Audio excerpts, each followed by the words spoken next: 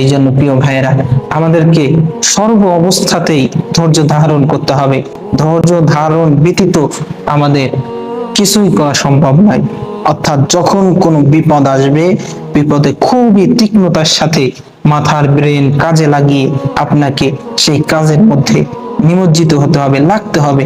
যখনই আপনার একটা বিপদ আসবে, বিপদ আসা মাত্রই যদি আপনি ছোটাছুটি শুরু করে দেন, উল্টো পাল্টা শুরু করে দেন, কি করব, এই করব না ও করব, এরকম করলে আপনি কখনো বিপদ থেকে উদ্ধার হতে পারবেন না। আপনাকে বিপদ থেকে উদ্ধার হতে হলে আপনার খুবই তীক্ষ্ণতার সাথে বুদ্ধি বিবেচনা করে, বুদ্ধি খাটিয়ে যে কোনো কাজ করতে হবে।